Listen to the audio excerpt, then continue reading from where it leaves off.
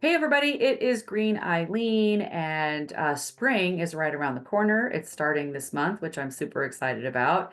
And for all of you that have been cooped up all winter long, it's time about thinking about spring cleaning. And I know I'm excited for cleaning my house from all the things that I haven't gotten done over this winter time. But as you are doing your spring cleaning, I do want to bring out one important topic when it comes to health, and that is indoor air quality. According to the American Lung Association, indoor air quality is 2 to 5 times worse than outdoor air quality. And a lot of that has to do with mold and pollen and dust, products we have inside our home. So I want to go over about 9 tips to help you have better indoor air quality. And yes, as a green instructor, we do talk a lot about indoor air quality because it has to do with your overall well-being and health of a home. So the first tip is recognize the symptoms of good or bad indoor air quality. And that is when you walk into a building or walk into your home or somebody else's home, let's just say structure, when you walk into a dwelling. You may feel your eyes burning, they may water, your nose begins to run, you may have a little clog in your throat, or you may find yourself having an asthma attack. All of those are symptoms of bad indoor quality. So what do you do about it? I think it's just understanding what causes it in the first place. You really do need to get rid of the source.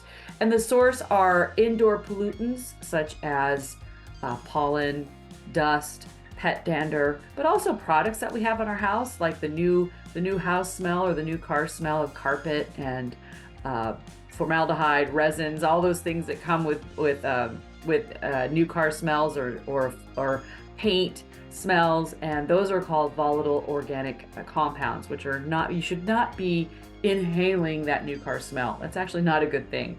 But also mold and mildew. Moisture has a lot to do with what causes it in the first place. So how do you eliminate that? There is different ways that you can eliminate it. One is to check your HVAC system. Make sure that you have a clean filter, that it gets changed. People often ask me, how often should you change your air filter? It could be once every 3 months. It could be once every 6 months. It depends on how hard you are in your home. We have 3 dogs. We keep our doors and windows open as much as possible, so we have some dust and pollen that comes into our home. And even though there's 2 of us, we do have we change our filter a decent amount of time. But usually it's when we have the time change. And when seasons change, when you first start your air conditioner or when you first start your heater, be sure to have a nice clean filter. Also, improve your ventilation. Like I say, Terry and I, my husband, and we have our door. Natural ventilation is the best ventilation to have. Is open up those doors and windows, get fresh air in the house, and get out all of that bad air. But you could also consider an air purifier or an air cleaner. Yes, I do get feedback about those that they actually work. So be sure when you get one that it fits the room that you are in, that if you have a big room, have a big filter. If you have a small room, you can have a small filter, just to make sure you right size the proper air cleaner or air purifier. Also, clean often, especially, and use a HEPA filter with your vacuum that you're using, and sweeping out the dirt, the dust, and the pollen. You may want to wear a mask, especially if you're super sensitive to those types of things.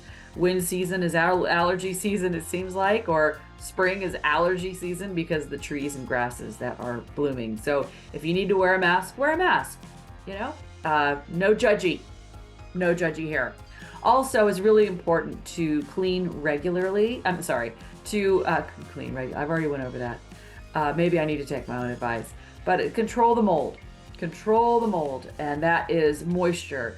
Whenever I teach my class, we're always talking about building science and vapor barrier and moisture barrier. Make sure that you don't have any leaks. Make sure that you get rid of mold and mildew in the areas that you have your mold and mildew, because those contribute to bad indoor air quality.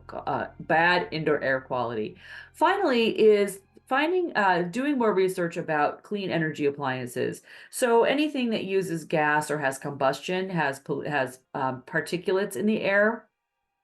So your gas stove, your gas water heaters, your gas dryers, gas furnaces.